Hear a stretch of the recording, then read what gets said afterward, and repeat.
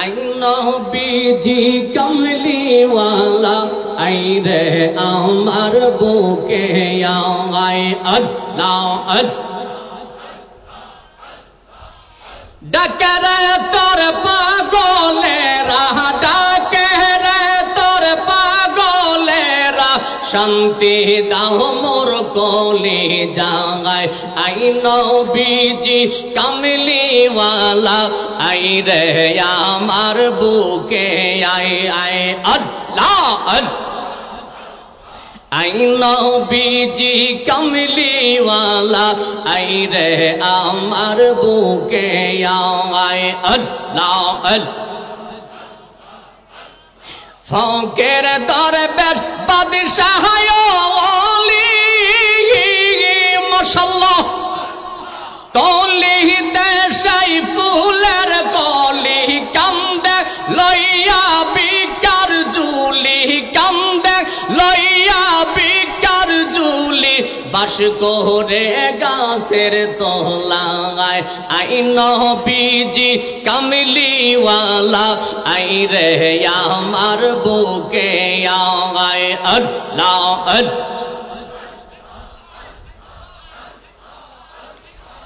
লা ইলাহা ইল্লাল্লাহু মুহাম্মাদুর রাসূলুল্লাহ। সবাই পড়ি সাল্লাল্লাহু, জবান খুলে উচ্চ আওয়াজে একসাথে পড়ি আলহামদুলিল্লাহ। আজকে 30তম বাৎসরিক 3 দিন ব্যাপী পবিত্র তাফসিরুল কোরআন মাহফিলের শেষের দিনে আপনারা যারা এসেছেন, আল্লাহ তাআলা যাদেরকে কবুল করেছেন, আপনারা মন থেকে বলেন তো খুশি না বেজা? যদি খুশি হয়, খুশির একটা জজবা আছে, খুশি মনে পড়েন না আলহামদুলিল্লাহ। অসংখ্য অগণিত শুকর ও সুজুদ আদায় করি ওই রাব্বি কারীমের দরবারে যে আল্লাহ তাআলা দয়া পরবশে মায়া করে আজকের এই নূরানি ইমানি মাহফিলে আসার বাসার কিছু কথা বলার শোনার মতো সুযোগ দিয়েছেন।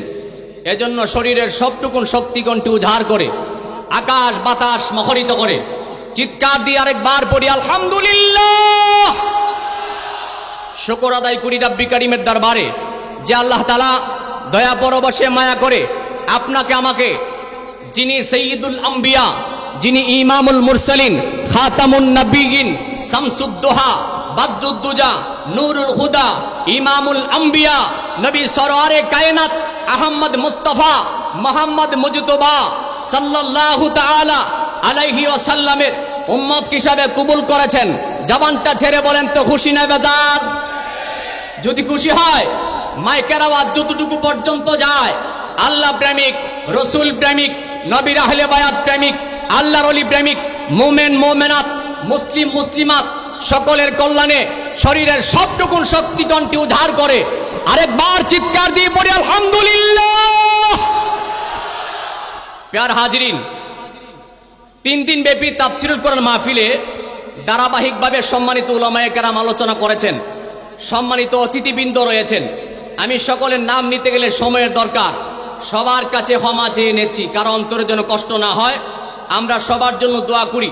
বিশেষ করে 3 দিন ব্যাপী তাফসিরুল কোরআন মাহফিলের শেষের দিনের যিনি সম্মানিত প্রধান আকর্ষণ, যিনি প্রধান তাফসির কারক, বিশিষ্ট ইসলামিক চিন্তাবিদ, প্রখ্যাত আলেমী দ্বীন, সারা বাংলার আলোড়ন সৃষ্টিকারী, মুজাহিদে আহলে সুন্নাত, বাংলাদেশ নয় গোটা ওয়ার্ল্ডের ভিতরে যাকে এক নামে চিনে, তিনি আজকের মাহফিলের প্রধান আলোচক আল্লামা মুফতি গিয়াসউদ্দিন আত-তাহিরি সাহেব, বারাকাল্লাহু ফি হায়াতিহি ওয়া ইলমিহি। একবার মহব্বতে পড়েন না আমিন। আজকের মাহফিলের ইতিপূর্বে আমার পূর্বে যিনি আলোচনা করে গেছেন, আমার অত্যন্ত শ্রদ্ধাভাজন আল্লামা হযরত মাওলানা গাজী তামিম বিল্লাহ আল কাদরি সাহেব, আল্লাহ তাআলা হুজুরের হায়াতি রিজিকে এলেমে বরকত দান করুক। আরেকবার জবানটা ছেড়ে পড়ি আমিন। আজকের মাহফিলের যিনি প্রধান অতিথি জনাব বীর মুক্তিযোদ্ধা আলহাজ আখতারুজ্জামান সাহেব, সংসদ সদস্য গাজীপুর 5। আজকের মাহফিলের উদ্বোধক জনাব মোহাম্মদ শহীদুজ্জামান সাহেব, সাবেক মহাসচিব ডিজি দুর্নীতি দমন কমিশন আজকের মাহফিলের সম্মানিত সভাপতি জনাব অ্যাডভোকেট আশরাফি মেহেদি হাসান সাহেব, আজকের মাহফিলের পৃষ্ঠপোষকতায় জনাব মোহাম্মদ দেলার হোসেন সাহেব, আমরা সকলের জন্য দোয়া করি। পোস্টারে যাদের নাম রয়েছে, মঞ্চে অবশিষ্ট যোগ্য ব্যক্তিবর্গ, সামনে বসে আছেন হাজার হাজার মুরব্বী বাবারা, যুবক ভাইয়েরা, পর্দার অন্তরালে হাজার হাজার মা বোনেরা, মহিলাদেরকে সালাম দেওয়া যায় যদি ফিতনা ফাসাদের সম্ভাবনা না থাকে। যেহেতু আমাদের সামনে সরাসরি নাই, এজন্য মুমিন মুমিনাত, মুসলিম মুসলিমাত সকলের খেদমতে দুয়ার নিয়তে আরেকবার সালাম আরজ করছি, আসসালামু আলাইকুম ওয়া রাহমাতুল্লাহ। এই জবাবে বোঝা যায় বিরক্ত হয়ে গেছেন। সালামের জবাব দেওয়া ওয়াজিব, বিনা কারণে ওয়াজিব তরক করলে গুনাহ হয়। কি হয়? কথা দি কয় না। কোন কারণ ছাড়া ওয়াজিব তরফ করলে কি হয়? গুনাহ হয়। কথাটা যখন আসছে বলেই দেই, তারপরে আলোচনায় যায়। সালাম দেওয়াটা সুন্নত, জবাব দেওয়া ওয়াজিব। সালাম দেওয়া সুন্নত কেন, জবাব দেওয়া ওয়াজিব কেন, এটা যদি না বুঝেন, গুরুত্ব বুঝবেন না। এই পৃথিবীতে আল্লাহ তাআলা যা কিছু সৃষ্টি করেছেন, ইল্লা আরবাতান, চারটা ব্যতীত বাকি যা কিছু আছে আল্লাহ তাআলা কোন বলেছেন হয়ে গেছে। সুবহানাল্লাহ। ঘুষ দিয়ে কোরআন লাগবো? ঘুষ ছাড়া কন্যা সুবহানাল্লাহ। চারটা জিনিস আল্লাহ নিজের কুদরতি হাতে তৈরি করেছেন। এর ভিতরে একটা হলো আরশ, 2 নম্বর কলম, 3 নম্বর জান্নাতুল আদান, 4 নম্বর আদম আলাইহিস সালাম। একবার জোরে বলবেন না সুবহানাল্লাহ। আরশকে সৃষ্টি করার পরে কলমকে আল্লাহ নির্দেশ করলো, এ উলামায়ে কেরাম ভাইয়ারা, এটা তাফসিরুল কোরআন মাহফিল, আপনাদের অনেকের মনে অনেক ধারণা থাকতে পারে, এজন্য আপনাদের দৃষ্টি আকর্ষণ করছি, মেহেরবানি করে মনোযোগ দিয়ে শুনেন। যারা যেখানে আছেন, মাহফিলে যারা আছেন তারা তো শুনতেছেন, একটু মনোযোগ দিয়ে শুনেন। যারা মাদ্রাসায় পড়ছেন আশা করি একটু ভালোই বুঝবেন ইনশাআল্লাহ, আর মাদ্রাসায় না পড়লেও মনোযোগ দিলে বুঝবেন ইনশাআল্লাহ। আরশকে সৃষ্টি করার পরে কলমকে আল্লাহ নির্দেশ করলো, ইয়া কালামু উকতুবি তাওহীদি লা ইলাহা ইল্লাল্লাহ। ও কলম, আমি আল্লাহ তাওহীদের বাক্য তুমি আরশের মাঝে লিখতে থাকো। কলম লিখে দিলেন। কিছুক্ষণ পরে আল্লাহ বলেন, ইয়া কালামু উকতুবি মুহাম্মাদুর রাসূলুল্লাহ সাল্লাল্লাহু আলাইহি ওয়াসাল্লাম। ও কলম, আমার বন্ধু হাবিবুল্লাহর নাম তুমি আরশের মাঝে লিখতে থাকো। কলম জবাব দেয়, ইয়া রব, ইয়া বারি তাআলা, মান হুয়া মুহাম্মাদুল্লাযী সাল্লাল্লাহু আলাইহি ওয়াসাল্লাম কারামতা ইসমাহু মা ইসমিকা। হে বারি তাআলা, এ মুহাম্মদ আবার কে, যার নাম তুমি আল্লাহর নামের সঙ্গে মিলিয়ে ফেলেছো। রব্বি কারীম বলে, ও কলম, যার নাম আমি আল্লাহর নামের সঙ্গে মিলাইলাম, তাকে সৃষ্টি না করলে তুমি কলমকেও বানাইতাম না। জবান যদি বন্ধ থাকে মনে করব মুনাফিকি আছে। জবান খুলে বলেন না সুবহানাল্লাহ। কলম বলে, ইয়া রব, ইয়া বারি তাআলা, মান হুয়া মুহাম্মাদুল্লাযী সাল্লাল্লাহু আলাইহি ওয়াসাল্লাম কারামতা ইসমাহু মা ইসমিকা। হে মালিক, এ মুহাম্মদ আবার কে? আল্লাহ বলেন, তিনি আমার ওই হাবিবুল্লাহ, যাকে সৃষ্টি না করলে তুমি কলমকেও বানাইতাম না। সঙ্গে সঙ্গে কলমের ভিতরে নবীর ইশক পয়দা হয়ে গেল। নবীর প্রেম যখন পয়দা হয়ে গেল, ফাইন কাশাফাতিল কলম, সঙ্গে সঙ্গে কলমের নিব ফেটে গেছে। কলম জবানে বলতে লাগলো, আসসালাতু আসসালামু আলাইকা ইয়া রাসূলুল্লাহ। একবার জোরে বলেন না সুবহানাল্লাহ। কলম কি বলে? আমি অনুরোধ জানাচ্ছি মনোযোগ দেওয়ার জন্য। কলম বলে, আসসালাতু আসসালামু আলাইকা ইয়া রাসূলুল্লাহ। যখন কলম সালাম দিলেন, রব্বি কারীম বলেন, ও কলম, আমার বন্ধুকে তো জাহিরি ভাবে এখনো আমি দুনিয়াতে পাঠাই নাই, কিন্তু আমার বন্ধুকে তো এখনো দুনিয়াতে পাঠাই নাই। তুমি যে আমার মাহবুবকে, আমার বন্ধুকে সালাম দিয়েছো, সম্মান প্রদান করেছো, এখন তো আমার মাহবুবের পক্ষ থেকে সালামের জবাব দিতে হয়। ও কলম, আমার বন্ধুর পক্ষ থেকে আমি আল্লাহ নিজে সালামের জবাব দিচ্ছি, ওয়া আলাইকাস সালাম ওয়া রাহমাতি ওয়া বারাকাতি। ও কলম, আমি আল্লাহর অফুরন্ত রহমত বরকত তোমার প্রতি। একবার মায়ার সুরে বলেন না সুবহানাল্লাহ। এজন্য মুফাসসিরিনে কেরাম তাফসিরে বলেছেন যে সালামটা প্রথম দিয়েছিল কলম, জবাব দিয়েছিল আল্লাহ। কারণ জবাবটা দিয়েছিল আল্লাহ তাআলা আমার নবীর পক্ষ থেকে। আমার নবীকে তখন জাহেরি ভাবে দুনিয়াতে পাঠানো হয় নাই। এর আগেই আল্লাহর মাহবুবের পক্ষ থেকে আল্লাহ জবাব দিয়েছিল। এজন্য সালাম দেওয়াটা সুন্নত, জবাব দেওয়া ওয়াজিব। কোন মানুষ যদি বিনা কারণে ওয়াজিব তরফ করে তার কাফারা দিতে হবে, গুনাহ হয়। এই জন্য যদি ভুল করেন, মিস করেন, জানি না, আমি আবার সালাম জানাইলাম, আসসালামু আলাইকুম ওয়া রাহমাতুল্লাহ। কষ্ট হচ্ছে? আমি অপরাধী গুনাহগারকে অনেকে চিনতে পারেন, নাও চিনতে পারেন। আমি আমার পরিচয় দিতে চাচ্ছি না, তবে অনেকদিন পরে মাহফিল তো, কিন্তু আমাদের বাজান তাহির সাহেবের কোনো গরম আর ঠান্ডা নাই, সারা বছরই চলে, ঠিক কিনা? রমজান মাসে পর্যন্ত একদিনও গেপ গেছে না। মারহাবা কর না। হিংসা করে কোনো লাভ? আওয়ারটা ফুতাইল ফুতাইল লাগেও। হিংসা করে কোনো লাভ নাই। অহংকার করলে মানুষ পতনে যায়, ভালোবাসলে মানুষ মর্যাদা আল্লাহ বাড়াইয়া দেয়। কথা ঠিক কিনা? আমি আমার মূল আলোচনায় যাই। এখন এই গরমের তাপে সারা বাংলাদেশে বিভিন্ন জায়গায় মানুষ বৃষ্টির জন্য দোয়া করতেছে, করে না? বৃষ্টির জন্য দোয়া করতেছে। তবে শুনেন, আমি আমার মসজিদে আমি আছি, আপনাদের পাশের এলাকায়, বেশি দূরে নয়, খয়সার কেন্দ্রীয় জামিয়া মসজিদে আমি অপরাধী গুনাহগার আছি। আমি জুমার দিনও বলেছি যে যারা ইট ব্রিক ফিল্ডের কাজ করে, মালিক যারা এবং বুরুদান যারা করছেন, তারা তো আল্লাহর কাছে দোয়া করতেছে, আল্লাহ আর কয়েকটা দিন দেখ। কথা কয় না? আল্লাহ আর কয়েকটা দিন দেখ, দানগুলি নিয়ে নেয়, ইট আরো কিছু বানায়। আবার মানুষ দোয়া করতেছে, আল্লাহ তুমি রহমতের বৃষ্টি দাও। তাহলে আমরা একটাই বুঝি, কোন সময় কি দরকার সেটা আল্লাহর কাছে ফাইসালা। কথা জুড়ে বলে না, ঠিক কিনা? এজন্য আমরা আল্লাহর কাছে রহমত কামনা করব। আমার আগে তামিম বিল্লাহ সাহেব বলেছেন যে রুদ্রের ভিতরে রহমত আছে, বৃষ্টির ভিতরে রহমত আছে। এখন আমি আমার মূল আলোচনায় যাই। বৃষ্টির কারণে যখন মানুষ দোয়া করে, তখনকার জামানায় আপনার আমার নবীজির দাদা নাম হলো আব্দুল মুত্তালেব। নাম কি? ঘুমাই গেছে গো। নাম কি? আব্দুল মুত্তালেব। তখনকার জামানায় এখন যেমন টিউবওয়েল আছে, সামা আছে, তখনকার জামানায় এগুলি ছিল না। জমজমের পানি দিয়ে তারা জীবন নির্বাহ করত। বিশাল অনেকদিন ঝড় বৃষ্টি হওয়ার পরে বৃষ্টির কারণে জমজমের পানি বন্ধ হয়ে গেছে। কি হয়ে গেছে? কথা কয় না। জমজমের পানি বন্ধ হয়ে গেছে। বন্ধ হওয়ার পরে মক্কার মানুষ পানি পায় না। হাজার হাজার লক্ষ লক্ষ মানুষ পানি পায় না। চুকের পানি ছেড়ে ছেড়ে আমার নবীজির দাদা আব্দুল মুত্তালেবের কাছে যায়, বলে, হে মক্কার সর্দার, আপনি মেহেরবানি করে আমাদের পানির ব্যবস্থা করেন। দুধের শিশু মায়ের স্তনে দুধ পাচ্ছে না, খানার জন্য মানুষ অনাহারে মারা যাচ্ছে, পানির অভাবে মানুষ মারা যাচ্ছে, আপনি মেহেরবানি করে পানির ব্যবস্থা করেন। দীর্ঘদিন চলার পরে যখন হাহাকার সৃষ্টি হয়ে গেছে, এমত অবস্থায় আপনার আমার নবীর দাদা হযরতে আব্দুল মুত্তালেব একদিন দুপুর বেলায় কোনো মানুষ নাই, নিরিবিলি সুযোগে আল্লাহর খানে কাবার চৌকাটি যাইয়া দুইটা হাত এইভাবে ধরে আল্লাহর কাছে ফরিয়াদ করতেছে। দুইটা হাত আল্লাহ পাকের দরবারে ধরে ডাক মারছে, ওগো কাবার মালিক,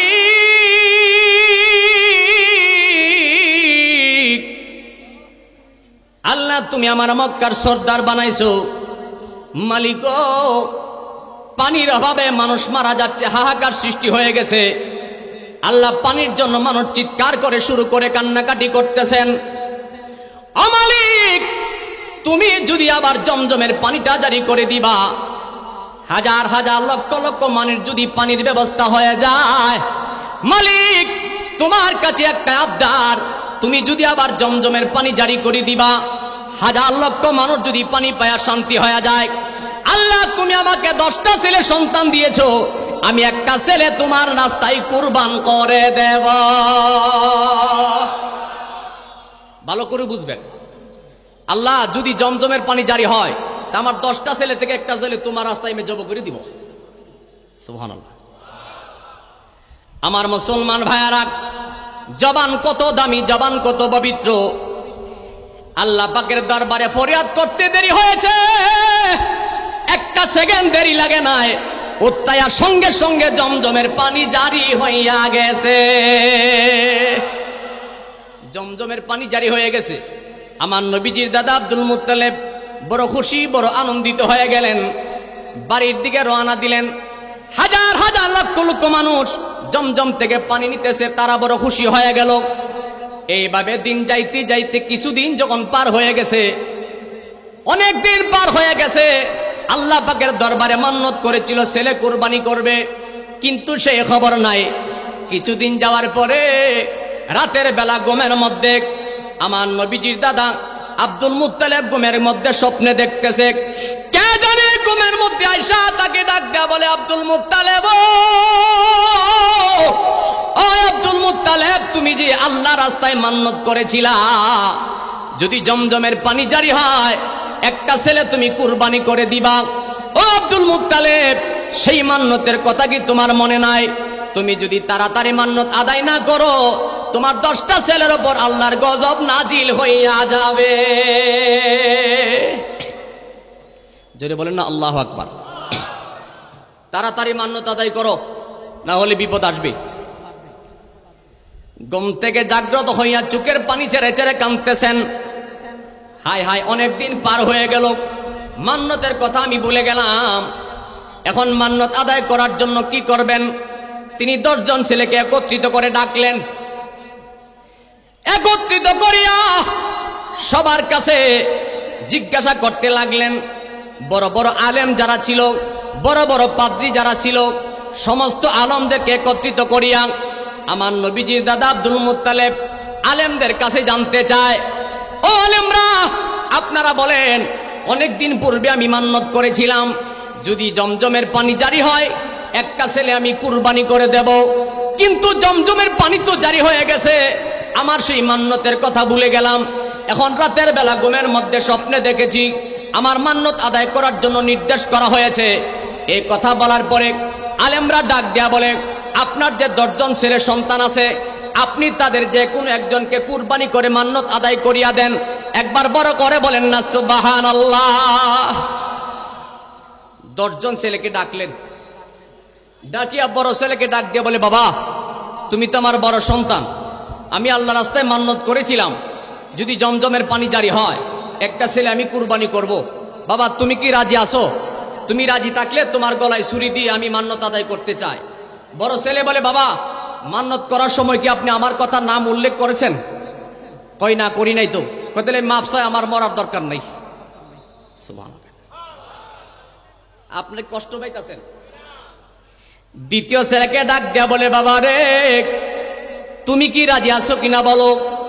দ্বিতীয় ছেলে ডাক দেয়া বলে, আব্বুজি আপনি কি আমার নাম উল্লেখ করে মান্নত করেছিলেন? কই না, তোমার নাম উল্লেখ করি নাই। কই বাবা আপনি ক্ষমা করবেন, আমি শুধু শুধু মরতে চাই না। দ্বিতীয় ছেলে রাজি হইল না। তৃতীয় ছেলেকে ডাকলেন, তৃতীয় ছেলেও রাজি হইল না। চতুর্থ ছেলেকে ডাকলেন, চতুর্থ ছেলেও রাজি হইল না। পঞ্চম ছেলেকে ডাকলেন, পঞ্চম নাম্বার ছেলেও রাজি হইল না। ষষ্ঠম নাম্বার ছেলেও রাজি হইল না। সপ্তম নাম্বার ছেলেও রাজি হইল না। 8 নাম্বার ছেলেও রাজি হইল না। 9 নাম্বার ছেলেও রাজি হইল না। সবার চাইতে সবচাইতে ছোট্ট সন্তান যিনি, আপনার আমার নবীর আব্বা জান খাজা আব্দুল্লাহ, সবচাইতে ছোট্ট সন্তান। যারা বুঝে তারা কেউ রাজি, কথা কয় না, যারা বুঝে তারা রাজি হয় না। ছোট্ট ছেলেকে বলতেছেন, কি বলবেন? আলেমদের কি জিগাই, হুজুর গো যেই সমস্ত ছেলেরা বুঝে তারা কেউ রাজি হয় না। এখন আমার আব্দুল্লাহ সবচাইতে ছোট্ট সন্তান, সে তো ভালো মন্দ এখনো কোনো কিছুই বুঝে না, এখন কি করতে পারি? আলেমরা রায় করে দিলেন, অন্য ছেলেরা কেউ যখন রাজি হয় না, আপনার ছোট ছেলে আব্দুল্লাহকে কুরবানি করে মান্নত আদায় করিয়া দেন। এই রায় যখন আলেমরা দিয়া দিলেন, আমার নবীজির দাদা আব্দুল মুত্তালিব সঙ্গে সঙ্গে আমার নবীর আব্বা জান খাজা আব্দুল্লাহকে ডাক দেয়া বলে, আব্দুল্লাহ রে, জোরে বলে আল্লাহু আকবার। আরে আব্দুল্লাহ, তুই আমার ছোট্ট সন্তান, আদরের সন্তান, বাবা আমি তোমারে কুরবানি করে মান্নত আদায় করতে চাই। এই কথা বলার পরে আমার নবীর আব্বা জান খাজা আব্দুল্লাহ সবচাইতে ছোট্ট সন্তান, হিতাহিত জ্ঞান এখনো তৈরি হয় নাই। আমার নবীর আব্বা জান আব্দুল্লাহকে আমার নবীজির দাদা নিজের হাতে সুন্দর করে গোসল করাইলেন। কি করছে? সুন্দর করে গোসল করাইলেন, সুন্দর জামা কাপড় পরাইলেন, হাতের মধ্যে একটা রশি নিছে, আর হাতের মধ্যে একটা তরবারি নিলেন। আমার নবীর আব্বাজান খাজা আব্দুল্লাহকে নিয়ে খানে কাবার দিকে রওনা দিছে। খানে কাবার মধ্যে যাইয়া আমার নবীর আব্বাজান খাজা আব্দুল্লাহকে গলার মধ্যে ছুরি দিবেন, দুনিয়া থেকে কুরবানি করে দিবেন জমজমের পানির বিনিময়। একবার চিৎকার করে বলেন না আল্লাহু আকবার। আমার নবীজির দাদা আব্দুল মুত্তালিব ডাক দেয়া বলে, আব্বুজি চলো তোমাকে নিয়ে এখানে কাবা যায়। আমার নবীর আব্বাজান ছোট্ট সন্তান ডাক দিয়ে বলে, আব্বু গো জীবনে তো কত গোসল করাইছেন, কিন্তু আজকে আমার এত আদর করে কেন গোসল করেন বুঝলাম না। জীবনে তো কত জামা পরাইছেন, কিন্তু আজকে যে আপনি আমার জামা পরাইছেন আপনার চোখের মধ্যে শুধু কেন ঘর ঘর করে পানি ঝরতেছে। আপনার চোখের পানি দেখে আমার মনে কেমন জানি লাগতেছে। আমার নবীজির দাদা আব্দুল মুত্তালিব ডাক দেয়া বলে, আব্দুল্লাহ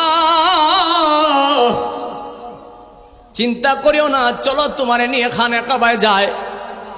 যাইতে যাইতে খানে কাবার নিকটবর্তী যখন কাছাকাছি হয়ে যাচ্ছেন, এমন সময় আমার নবীজির দাদা আব্দুল মুত্তালিব তাকায়া দেখে খানে কাবার চতুর্দিকে সুন্দর সুন্দর যুবতী মেয়েরা হাতের মধ্যে তরবারি নিয়ে দাঁড়ায় রইছে। একবার আওয়াজ করে বলবেন কি আল্লাহু আকবার। এক সাইডে যুবক ছেলেরা হাতের মধ্যে তরবারি নিয়ে দাঁড়িয়ে আছেন, আর এক সাইডে মেয়েরা দাঁড়িয়ে আছে। আমার নবীজির দাদা আব্দুল মুত্তালিব ডাক দেয়া বলে, কি ব্যাপার তোমরা কেন তরবারি নিয়ে দাঁড়িয়ে আছো বুঝতে পারলাম না। এমন সময় মেয়েরা ডাক দেয়া বলে, মক্কার সর্দার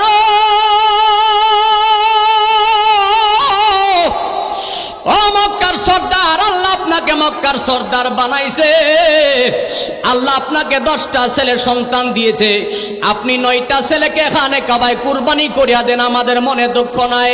কিন্তু আব্দুল্লাহর গলায় যদি ছুরি চালাইবেন কারবালার ময়দান হয়ে যাবে, রক্তের বন্যা হয়ে যাবে, আব্দুল্লাহকে কুরবানি করতে দিতাম না। একবার আওয়াজ করে বলেন না ইয়া রাসূলুল্লাহ। আমাদের দেশে অনেক মানুষ ইয়া রাসূলুল্লাহ করলে গুসা কয়, আছে না নাই? সবাই তো উত্তর দেয় না। সমস্ত সাহাবায়ে কেরাম আমার রাসূলকে ডাকতেন ইয়া রাসূলুল্লাহ, ইয়া হাবিবাল্লাহ, ইয়া নবী আল্লাহ। আমার রাসূলকে দুলাভাই বলা হারাম, আমার রাসূলকে বিআই বলা হারাম, আমার রাসূলকে ভাই বলা হারাম। কেন কেন? দুনিয়ার মানুষের সঙ্গে আমার নবীর মেসাল চলবে না। রাগ করেন? গভীর মনোযোগ দিয়ে খেয়াল করেন। এমন সময় আমার নবীজির দাদা আব্দুল মুত্তালিব ডাক দেয়া বলে, তোমরা কেন বাধা দাও? কই আপনি 9টা ছেলে কুরবানি করেন, বাধা নাই। এমন সময় ওই পাশে কিছু বণিক অর্থাৎ ব্যবসায়িক ছেলেরা হাতের মধ্যে তরবারি দাঁড়িয়ে আছেন। ছেলেদেরকে ডাক দেয়া বলে, এ যুবকের দল তোমরা কেন তরবারি নিয়ে দাঁড়িয়ে আছো? যুবকেরা ডাক দেয়া বলে, মক্কার সর্দার, হ্যাঁ মক্কার সর্দার আপনি শুনিয়া নেন, আমরা কেন তরবারি নিয়ে বাধা দেই শুনিয়া নেন। আপনি 9টা ছেলে কুরবানি করবেন, আমরা কেউ দ্বারো কাছে আসবে না, কেউ দ্বারো কাছে আসবে না, কিন্তু আব্দুল্লাহকে কুরবানি হইতে দিতে পারি না। কই কেন কেন? এমন সময় ছেলেরা ডাক দেয়া বলে, ও মক্কার সর্দার, আমরা যারা বণিক আছি, আমরা যারা ব্যবসায়িক আছি, আমরা যখন ব্যবসার কাজে যাইতাম, আপনার ছেলে আব্দুল্লাহকে যদি চোখের মধ্যে পড়ে আমাদের ব্যবসার মধ্যে অনেক পরিমাণ লাভ হয়, মুনাফা হয়। শুধু তাই নয়, এই আব্দুল্লাহকে দেখিয়া যে কোনো কাজে যায়, আল্লাহর জগতের কেউ আমাদেরকে হারাইতে পারে না। নূরে মুহাম্মদী ভালো করে বুঝবেন, মনোযোগ দিয়ে শুনেন। আপনার আমার নবী সরকার দু জাহান নবী মুস্তাফা এখনো দুনিয়ার জমিনে আগমন করে নাই। এখনো ঘুমাই গেছে কেউ? এখনো আগমন করে নাই। আমার নবীর আব্বাজান খাজা আব্দুল্লাহ ছোট্ট সন্তান, তাকে কুরবানি দেওয়ার জন্য যখন খানে কাবায় নিয়ে যায়, সবাই যখন বাধা দিয়েছে, আমার নবীজির দাদা আব্দুল মুত্তালিব আমার নবীর আব্বাজান খাজা আব্দুল্লাহকে নিয়ে বাড়ির দিকে রওনা দিলেন। যাইতে যাইতে হোজরা শরীফে যখন হাজির হয়ে গেল, মনের মধ্যে একটা চিন্তা ভাবনা এসে গেছে। ছোট্ট ছেলেটাকে কুরবানি করে মান্যতা আদায় করতাম, সেটাও মানুষ বাধা দেয়, করে কি উপায়? আবার সারা দেশের আলেমদেরকে আবার ডাকলেন, সমস্ত পাদ্রীদেরকে ডাকলেন, ডাক দিয়া বলে, ও পাদ্রীরা, বলো এখন করি কি উপায়? ছেলে মেয়েরা বাধা দেয়, তারে কুরবানি করতে দেয় না। বলে 9টা ছেলে জবাই করিয়া দেন, আপত্তি নাই। এখন আপনারা একটা ডিসিশন দেন, আমরা কি করতে পারি?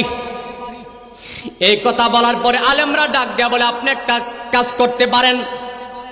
কই কি কাজ? কই হুজুর, আপনি একটা লটারির ব্যবস্থা করেন। কই কি রকম? কই আপনি 100 উটের নাম লিখবেন আর 10টা আপনার ছেলে আব্দুল্লাহর নাম লিখবেন, লিখে আপনি লটারি দিবেন। দেওয়ার পরে যদি 100 বার উটের নাম আসে,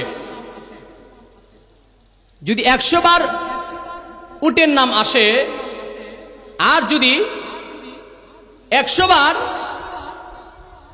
বার যদি আব্দুল্লাহর নাম আসে, তাহলে আব্দুল্লাহ কি কুরবানি করতে হবে। আর যদি আব্দুল্লাহর নাম পরিবর্তে একবারও উটের নাম আসে, তাহলে 100 উট কুরবানি করলে মান্নত আদায় হয়ে যাবে। একবার জোরে বলেন না সুবহানাল্লাহ। হাজার হাজার কথা, মূল কথাগুলি জানাইতে লাগলাম। সামনে আমার মূল কথা থাকার কারণে মনোযোগ দিয়ে শুনেন। আমার নবীজির দাদা আব্দুল মুত্তালিব সারা রাজ্যের ভিতরে খবর হয়ে গেছে, লটারির ব্যবস্থা করলেন। 100 উটের নাম লেখিয়া আমার নবীজির আব্বাজান খাজা আব্দুল্লাহর নাম লেখিয়া যখন লটারির ব্যবস্থা করলেন, এমন সময় প্রথমবারের মতো যখন লটারির কাগজ টান দিলেন, প্রথমবার আমার নবীর আব্বাজান খাজা আব্দুল্লাহর নাম চলে এসেছে। একবার জোরে বলেন না আল্লাহু আকবার। আবার দ্বিতীয়বার কাগজ টান দিলেন, দ্বিতীয়বার আমার নবীর আব্বাজানের নাম চলে এসেছে। তৃতীয়বার কাগজ টান দিলেন, আমার নবীর আব্বাজানের নাম চলে এসেছে।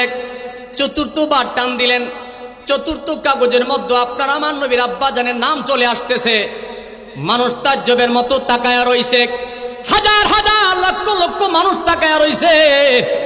হায় হায়, এতগুলো কাগজ থাকতে বারবার কেন নবীর আব্বাজানের নামটা চলে আসতেছে, খাজা আব্দুল্লাহর নাম কেন চলে আসে রে? এইভাবে টানতে টানতে 10 বার গেল, 20 বার গেল, 30 গেল, 40 গেল, 50 যখন পার হয়ে যায়, যতবার ধরে ততবার আমার নবীর আব্বাজান খাজা আব্দুল্লাহর নাম যখন চলে আসে, এমন সময় মক্কার সর্দারের দিকে তাকাইয়া আমার নবীর দাদা আব্দুল মুত্তালিবের দিকে তাকাইয়া যুবক ছেলেরা, যুবতী মেয়েরা হাতের মধ্যে তরবারি নিয়ে চিৎকার মারছে, ওগো মক্কার সর্দার, মক্কার সর্দারও আপনি একটা কথা শুনিয়া নেন। একবার থেকে শুরু করে 50-60 বার হয়ে যাচ্ছে, যতবার লটারি টান দেন ততবার খাজা আব্দুল্লাহর নাম যখন চলে আসে, আপনাকে একটা কথা জানায়া দেয়, একবার নয়, 100 বার নয়, 1000 বার যদি আব্দুল্লাহর নাম চলে আসবে, এই দেহের মধ্যে 1 ফোঁটা রক্ত যতক্ষণ থাকবে আব্দুল্লাহকে কুরবানি করতে দিতাম না।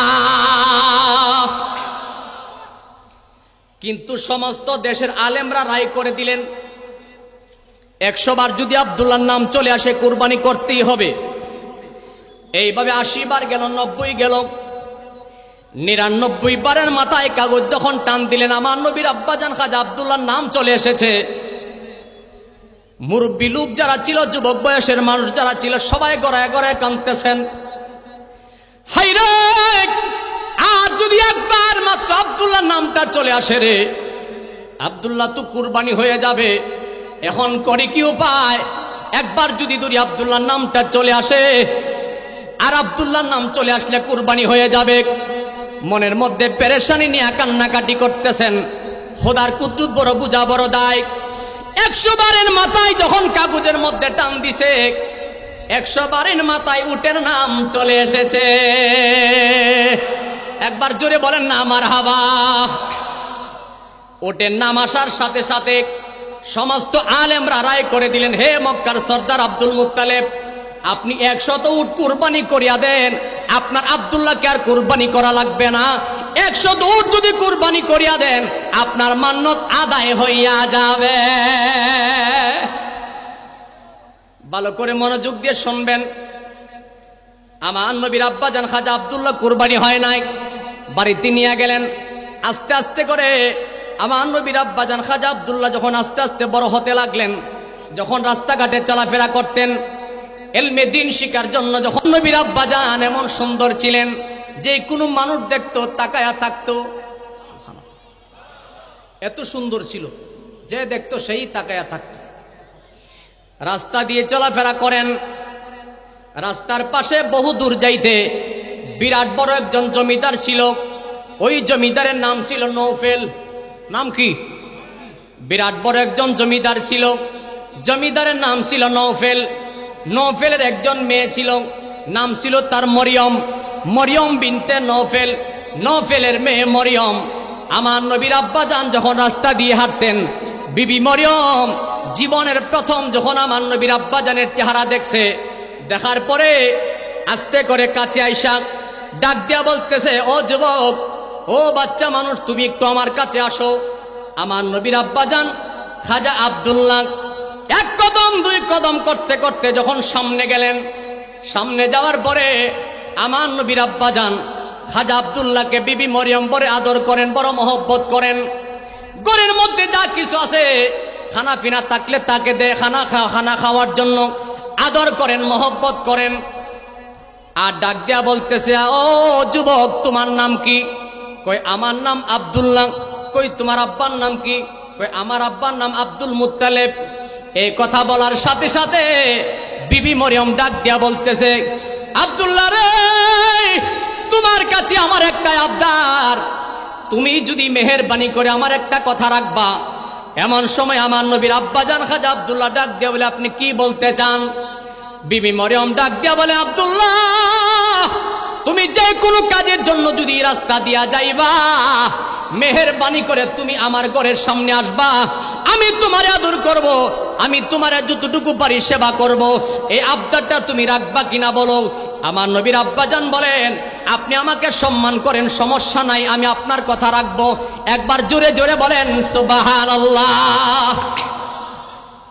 রাস্তা দিয়ে হাঁটেন, চলাফেরা করতে করতে আস্তে আস্তে যখন মোটামুটি বড় হয়ে গেছে, বিয়ের উপযুক্ত হওয়ার আগে আগে হাজার হাজার মানুষ আমার নবীর আব্বাজান খাজা আব্দুল্লাহর আব্বাজান আমার নবীজির দাদা আব্দুল মুত্তালিবের কাছে বিয়ের পয়গাম নিয়ে যায়।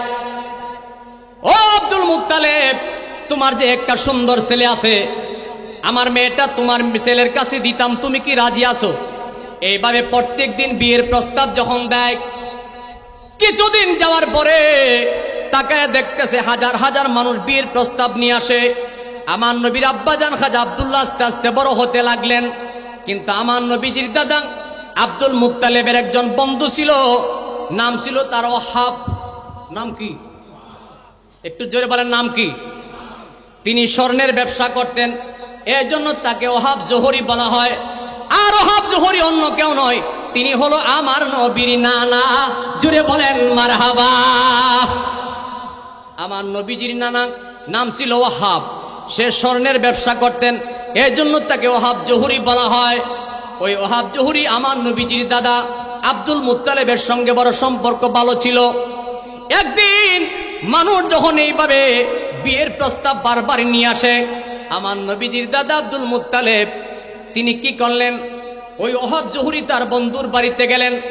যায়া বলে, বন্ধু গো, তোমার সঙ্গে আমার ছোটবেলার সম্পর্ক চলাফেরা, তোমার কাছে একটা আবদার করেছিলাম অনেক দিন পূর্বে। তুমি বলেছিলে আমার ছেলেটা দেখতে বড় সুন্দর, আমি বলেছিলাম তোমার মেয়েটাও তো দেখতে বড় সুন্দর, যদি বড় হয় তোমার মেয়ের সঙ্গে আমার ছেলের বিয়ের বন্ধন করবা। বন্ধু, আমার ছেলের জন্য হাজার হাজার বিয়ের প্রস্তাব আসে, এখন তোমার কাছে এসেছি, তুমি কি রাজি আছো? তোমার মেয়ের সঙ্গে আমার ছেলেটারে বিয়ে করাইতে চায়। এমন সময় আমার নবীজির নানা ওহাব জোহরি ডাক দিয়া বলে, আপনি যে প্রস্তাব নিয়ে এসেছেন, আপনার প্রস্তাব আমি গ্রহণ করলাম, কারণ আপনার কথাটা আমার কাছে বড় পছন্দ হয়েছে। একবার জোরে বলেন না মারহাবা। খুব পছন্দ লাগছে। অনেক কথা, হাজার হাজার কথা ছেড়ে দিলাম, মূল কথা বলে দেই। বিয়ের বন্ধন হয়ে গেছে। বিয়ের বন্ধন যখন হয়ে গেল, আমার নবীজির আব্বাজান খাজা আব্দুল্লাহর সঙ্গে মা আমেনা রাদিয়াল্লাহু তাআলার সঙ্গে যখন বিয়ের বন্ধন হয়ে গেছে, বাড়িতে যখন নিয়ে গেলেন, বাড়িতে নেওয়ার পরে কিছুদিন পরে আমার নবীর আব্বাজান খাজা আব্দুল্লাহ যখন ওই রাস্তা দিয়ে চলতেছিলেন, ওই যাইতে যাইতে বিশাল বড় যে জমিদার ওই জমিদারের নাম ছিল নফেল, নফেলের মেয়ের নাম ছিল মরিয়ম, মরিয়ম বিনতে নফেল। ওই নফেলের মেয়ে মরিয়ম আমার নবীর আব্বাজান খাজা আব্দুল্লাহকে বড় ভালোবাসতো, বড় মহব্বত করতেন। কেন করতেন সেই কথাটা মনোযোগ দিলে বুঝতে পারবেন। যখন আপনার আমার নবীর আব্বাজান রাস্তা দিয়ে হাঁটতেছেন, এমন সময় বিবি মরিয়ম ওই তার বাড়ি থেকে রাস্তার মধ্যে সব সময় প্রত্যেক দিন তাকায়া থাকতেন কোন সময় খাজা আব্দুল্লাহ রাস্তা দিয়ে যাবে। সুবহানাল্লাহ। সব সময় রাস্তার মধ্যে দাঁড়ায় থাকতেন কোন সময় রাস্তা দিয়ে যায়। একদিন তাকা দেখতেছে আপনার আমার নবীর আব্বাজান খাজা আব্দুল্লাহ রাস্তা দিয়া যায়। বিবি মরিয়ম দূর থেকে দেখে ডাক দিলেন, আব্দুল্লাহ, আব্দুল্লাহ রে, আসো, তুমি আমার কাছে আসো। এক কদম দুই কদম করে যখন কাছে গেলেন, বিবি মরিয়ম আমার নবীর আব্বাজান খাজা আব্দুল্লাহর একবার চেহারার দিকে তাকায়, একবার হাতের দিকে তাকায়, একবার পায়ের দিকে তাকায়, একবার ওপরের দিকে তাকায়, একবার নিচের দিকে তাকায়, তাকায় চোখের পানি ছেড়ে ছেড়ে পাগলের মতো কান্না করতেছেন। এমন সময় আমার নবীর আব্বাজান খাজা আব্দুল্লাহ ডাক দেয়া বলে, মরিয়ম, মরিয়ম গো, যেদিন থেকে তুমি আমারে দেখেছো, আমারে আদর করতেছো, সেদিন থেকে কোনোদিন তোমার এমন করে পাগলের মতো কান্নাকাটি করতে দেখি নাই। 10 মিনিটের ভিতরে আমাদের তাহির সাহেব আসতেছে, জোরে বলেন মারহাবা। হুজুরের সম্মানে একটা তাকবীর পড়ি, নারায়ে তাকবীর। এত হাজার হাজার মানুষ আওয়াজটা পাইলট মারতে পারো না। নারায়ে তাকবীর, নারায়ে রিসালাত। তাহির সাহেবের আগমন, আহলে সুন্নাত ওয়াল জামাত, আহলে সুন্নাত ওয়াল জামাত। নারায়ে তাকবীর। একবার জবান খুলে বলেন না মারহাবা। আপনারা যারা রাস্তাঘাটে আছেন, মেহেরবানি করে জায়গা করে নেন, পরে জায়গা পাবেন না। মাশাআল্লাহ, মাঠ ভরে গেছে, মারহাবা কোন না। আমার মুসলমান ভাইয়ারা, হুজুর আসার আগে আমি আমার মূল কথাটা শেষ করিয়া দেই। আপনার আমার নবীর আব্বাজান খাজা আব্দুল্লাহ রাস্তা দিয়ে যায়। এখনো কিছু কি দিলে কাম হইতো না, 10 মিনিট পরে আইব, তাই নিয়ে আইসে একটু চাটা খাইব। কোন সময় আইব আমি জানি, আপনি বল ইনশাল্লাহ। জবান খুলে কোন না মারহাবা, আরো জোরে বলেন না মারহাবা। আল্লাহর নবী গো, মায়ার নবী গো, কোনে সাধনে নবী পাইব আপনার মন। আল্লাহর নবী গো, মায়ার নবী গো, কোনে সাধনে নবী। জবান খুলে কন্যা মারহাবা। আপনারা কেউ এলোমেলো করবেন না, সবাই যার যার জায়গায় বসেন। যারা বসতেছে বসুক, আপনারা এলোমেলো হইবেন না। একবার জোরে বলেন না ইয়া রাসূলুল্লাহ। আমার বাবাজি যাইতে যাইতে রাস্তার দিকে যখন চলে গেলেন, বিবি মরিয়ম চোখের পানি ছেড়ে ছেড়ে কান্দে। আপনার আমার নবীর আব্বাজান খাজা আব্দুল্লাহ ডাক দেয়া বলে, মরিয়ম, কোনদিন তোমাকে এমন করে কান্না করতে দেখি নাই। মরিয়ম গো, এমন করে কেন পাগলের মতো কান্না করতেছ বুঝতে পারলাম না। এমন সময় বিবি মরিয়ম দুইটা চোখের পানি ছেড়ে ডাক দেয়া বলে, আব্দুল্লাহ, আব্দুল্লাহ রে, তোমার কাছে আমি একটা প্রশ্ন করব, মেহেরবানি করে তুমি তার সঠিক জবাব দিবা। এমন সময় ডাক দেয়া বলে, ও মরিয়ম, তুমি কি বলতে চাও বলো। এমন সময় বিবি মরিয়ম ডাক দেয়া বলে, আব্দুল্লাহ রে, তুমি সত্য করে বলো, বিয়ে করছো নি? যেটা বলেন না সুবহানাল্লাহ। তুমি বলো তো বিয়ে করছো নি? এমন সময় আমার নবীর আব্বাজান খাজা আব্দুল্লাহ ডাক দেয়া বলে, মরিয়ম, আমি তো বিয়ে করছি। এই কথা শোনার সাথে সাথে বিবি মরিয়ম মনটা খারাপ করে কাঁদতে কাঁদতে বাড়ির দিকে ফিরিয়া যায়। আমার নবীর আব্বাজান ডাক দেয়া বলে, মরিয়ম, অন্যদিন দেখলে তুমি আমাকে সম্মান করেছো, আদর করেছো, যা কিছু পারো আমাকে হানাফিনা দিয়েছো। আজকে মনটা খারাপ করে কেন চলে যায় বুঝতে পারলাম না। যেটা বলেন না সুবহানাল্লাহ। আজকে মন খারাপ করে কেন চলিয়া যাও? আমার কাছে একটা কথা বলে যাও, কি হয়েছে তোমার জানতে চাই। এমন সময় বিবি মরিয়ম ডাক দেয়া বলে, আব্দুল্লাহ রে, আমি কেন চলিয়া যাই সে কথা জিজ্ঞাসা করিও না। জিজ্ঞাসা করলে আমার আগুনটা আরো বেড়ে যাবে, কারণ আমার আগুন আমি জানি, আমার আগুন আল্লাহ ছাড়া কেউ জানে না। কই বলো না কি হয়েছে, শুনতে চায়। এমন সময় বিবি মরিয়ম ডাক দিয়া বলে, আব্দুল্লাহ, তুমি যখন জীবনের প্রথম আমার চোখের সামনে পড়েছিলে রে আব্দুল্লাহ, তুমি যখন রাস্তা দিয়া যাইতা, আমি তোমার চেহারার দিকে যখন জীবনের প্রথম তাকায়াছিলাম, আমি দেখেছি তোমার কপালের মধ্যে একটা নূর জলমল জলমল করে। আব্দুল্লাহ রে, আজকে তো সেই নূর আমি তোমার কপালে দেখতে পাই না, এই জন্য আমার মনের ভিতরে সাক্ষী দিয়েছে, আমার মনে হয় তুমি বিয়ে করে ফেলেছ। আব্দুল্লাহ, তুমি যখন বিয়ে করে ফেলেছো, এখন তো আমি আর তোমার জন্য কান্নাকাটি করে কোনো লাভ নাই। আমার মনের আগুন আমি জানি, সেই আগুন আমি কেমনে নিভাইতাম, এই আগুন আমি কেমনে নিভাইতাম, মনের জ্বালা তুমি বাড়ায়ও না। এমন সময় আমার নবীর আব্বাজান খাজা আব্দুল্লাহ ডাক দিয়া বলে, মরিয়ম, এমন করে কান্না করলে আমি বরদাস্তি করতে পারি না। আমার নবীজির দাদা আব্দুল মুত্তালিব যখন হুজরার মধ্যে ছিলেন, আমার নবীর আব্বাজান খাজা আব্দুল্লাহ মরিয়মকে ডাক দিয়া বলে, মরিয়ম, তুমি এমন করে কান্নাকাটি করিও না। যখন আমার নবীর আব্বাজান চলিয়া যায়, এমন সময় বিবি মরিয়ম আবার পেছন থেকে ডাক দিলেন, আব্দুল্লাহ, তুমি একটু দাঁড়াও, শেষবারের মতো একটা কথা তোমারে শোনায়া দেয়। একটু জোরে বলেন না সুবহানাল্লাহ। শেষবারের মতো দাঁড়াইলেন, দাঁড়ানোর সাথে সাথে বিবি মরিয়ম ডাক দেয়া বলে, আব্দুল্লাহ রে, একটা কথা শুনিয়া নাও। ও আব্দুল্লাহ, একটা কথা তুমি শুনিয়া নেও। তোমাকে তোমার আব্বা যখন খানে কাবার মধ্যে জবাই করতে নিয়ে এসেছিল আব্দুল্লাহ,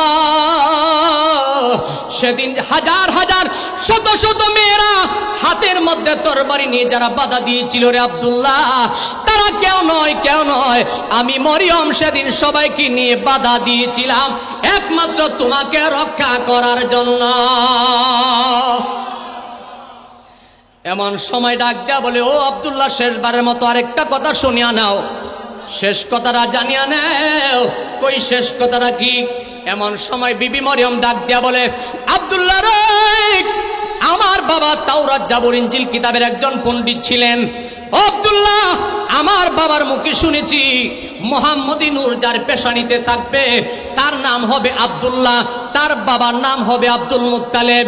হে আব্দুল্লাহ, আমি যখন তোমাকে জিজ্ঞাসা করেছিলাম তোমার নাম কি, তুমি যখন বলেছিলে তোমার নাম আব্দুল্লাহ, আমি যখন জিজ্ঞাসা করেছিলাম তোমার বাবার নাম কি, তুমি যখন বলেছিলে তোমার আব্বার নাম আব্দুল মুত্তালিব, আমি তোমার চেহারার দিকে তাকাইয়া তোমার কপালের মধ্যে নূরে মুহাম্মদি দেখেছিলাম।